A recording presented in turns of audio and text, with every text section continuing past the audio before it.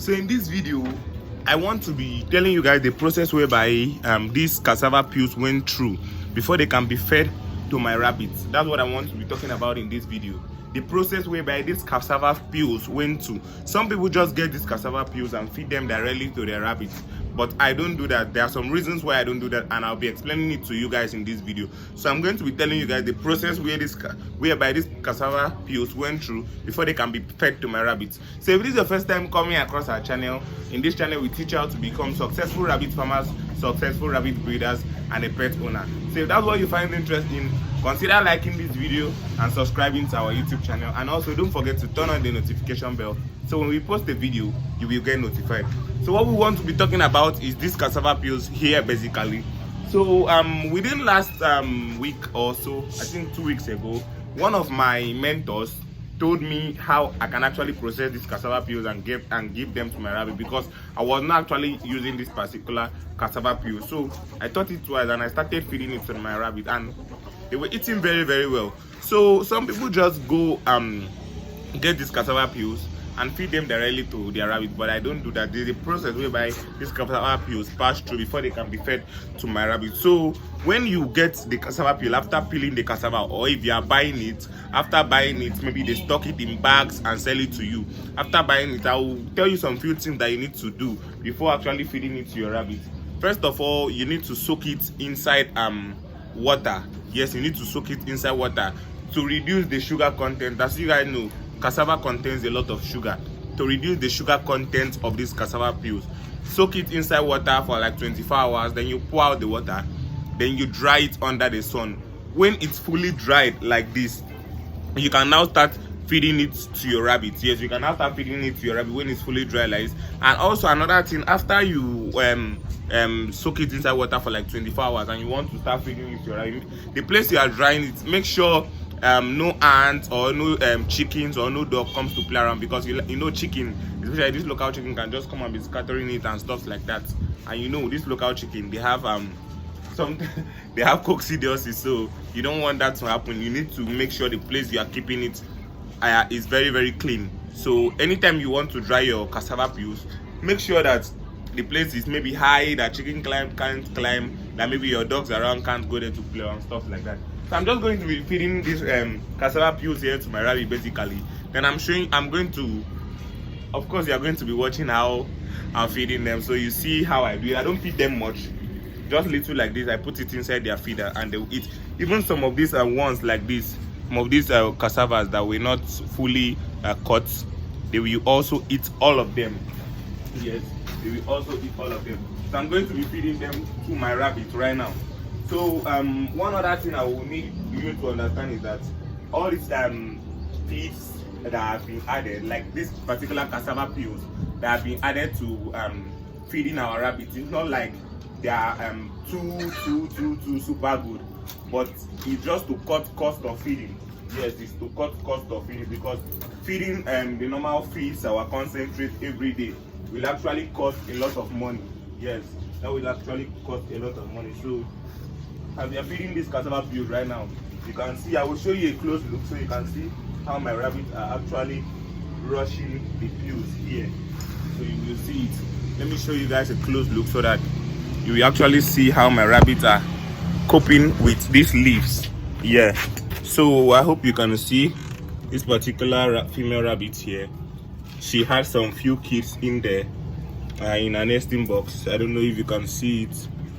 She's eating very, very well, as you can see. Even this particular one is also eating. So that's what we're going to be feeding them for today's evening. Yeah, this evening I'm doing this video. So that's what we're going to be feeding them basically today, this evening. So just watch the way I feed.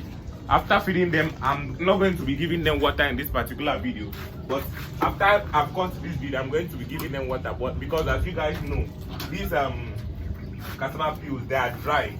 Yes, they are dry, so you need to give them water for them to drink, so that they will actually grow very, very well. Yeah, you know, rabbit needs a lot of water, and if possible you add multivitamins to their water. If that is possible, you always add multivitamins to their water once in a while, so that they will be able to eat very, very well.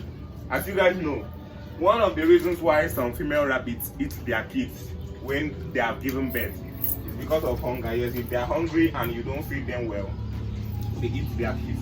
So sometimes I even tend to feed my pregnant female rabbits up to 3 times in one day. Yes, I tend to feed one of my pregnant female rabbits up to 3 times in one day. I always want them to always have food in their feeders on a steady. Yes, I always want them to always have food in their feeders.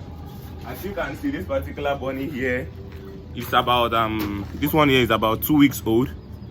Just got her out of the nesting box. I don't know if it's a male or a female. It's about 2 weeks old here. Yeah. So as you guys know, pregnant females, they are always very, very hungry because they are breastfeeding and they're doing a lot of walking around. Yes, going into the nesting box and going out and stuff like that. So they really need to be fed very, very well and given a lot of water to drink. So once you can't once you can't do that for them, hey, they might end up eating their kids, and you don't want that to happen. Because if they end up eating their kids, you are actually losing money there, guys. You are losing money, so you don't really want all that to happen. As you can see, some of my Noila chickens are just coming around. They think I'm using feed, because sometimes when I'm using feed to feed my rabbit, they just come around and I just throw a bit, because they walk around and they also lay eggs very, very well. Yeah, so you can actually get some few Noila chickens too.